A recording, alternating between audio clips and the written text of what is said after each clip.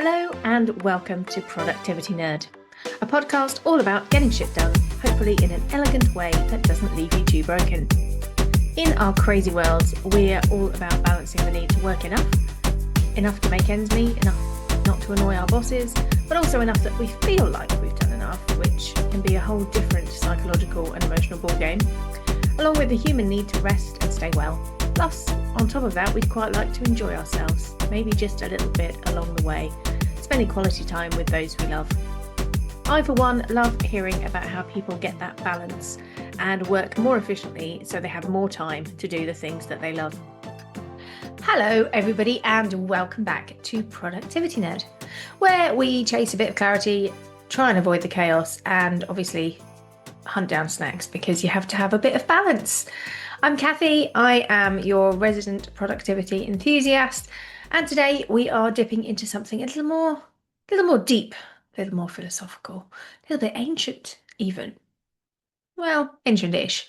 We're going back past the 90s, that's ancient, right? But it's really incredibly relevant to the world we are all currently fumbling about in. Today, we're going to talk about toxic productivity. So this goes back to an idea from ancient Eastern psychology called the hungry ghost. It's not a Halloween thing. It's not, and it's definitely not really about hunger. So hungry ghosts are an image that they're shown with huge empty tummies and teeny tiny mouths. So they're desperate to consume everything, but nothing ever fills them up. So that metaphor is kind of endless craving, that sense of whatever I do is not enough, whatever I put in is not enough, never being enough, never doing enough, never feeling enough. So if that doesn't sound like modern productivity, I don't know what does, right? I would eat my erasable highlighters if you came up with a better metaphor.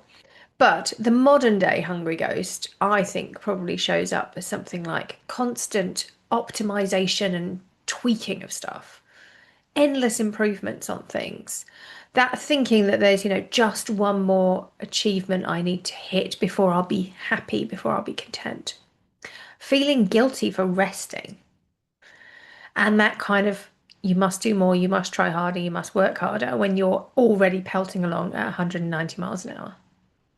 So the French sociologist Émile Durkheim, that is probably not how you pronounce his surname, Émile, pretty confident with that.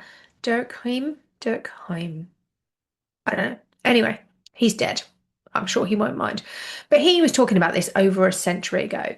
He said that relentless striving without any meaning leaves us deeply unsatisfied. Does that sound familiar at all? Anybody who's spent a day moving stuff from one place to another and thinking, is this a job? Is this my job? I'm not a brain surgeon. Do I do anything important with my life? Yeah, that kind of, I told you this was deep and philosophical, didn't I? Breathe, it's fine. We're all important. All our jobs are important. But we have that kind of hustle culture, the low level panic that somebody on the internet might be doing something better than you or faster than you or, with better Canva prints than you've got, which is everyone for me because I can't do Canva. It really feels a bit hungry ghost, doesn't it? Influencers and just even taking some social media out of the thought process, we are all guilty of looking at other people doing similar things to us and going, oh my God, they're so much better than us. Why am I so rubbish? We just do. And here's the twist. It's a really nice one. Carl Rogers said, the curious paradox is that when I accept myself just as I am, then I can change. So that's really nice, isn't it? When you actually go, well, yeah, this is it. This is me. It's how I am. That is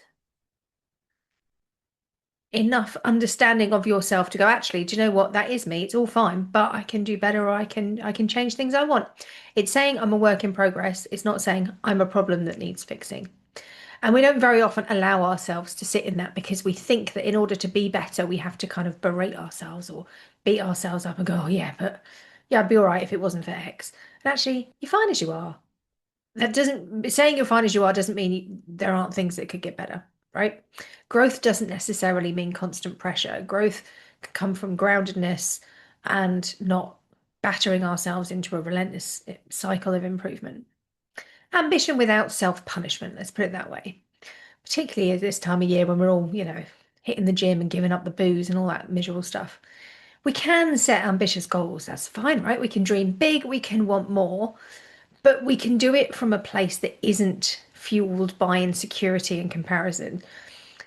That is a key to burnout, right? Coming at being better from a place feeling like you're nothing is an absolute fast track to burnout. Instead, the trick is maybe to enjoy the process, to reward ourselves for the process, not the performance. Measuring success by consistency and letting ourselves step off that treadmill of more, more, more, more, more, and giving ourselves the grace to say, and for today, that is enough.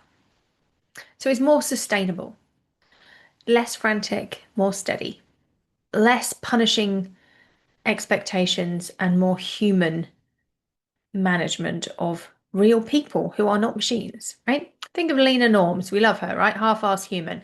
How much better are we all doing since reading that book and just not giving quite so much of a crap about being perfect? It's really changed how I come at things. And we don't need to compare ourselves externally to other people. We can align internally with the things that we said for ourselves we wanted to achieve. And that is how you starve a hungry ghost properly. Not by achieving perfection, but by recognizing that actually perfection is a stupid idea and you were never meant to get there in the first place. We hate perfection. Perfection is just setting yourself up for failure. So that was your very deep and meaningful, mindset moment for today. I hope your ghost is, put to bed. Give them, a sheet to do that, and come at today's ambition from a place of I am enough rather than I'm crap. I need to get my arse in gear and do better. You don't. You are more than enough, and maybe just 2% better is plenty. So I hope that was a bit of food for thought, bit random. Hungry ghosts, everybody. I'll catch you next time. Thank you for listening.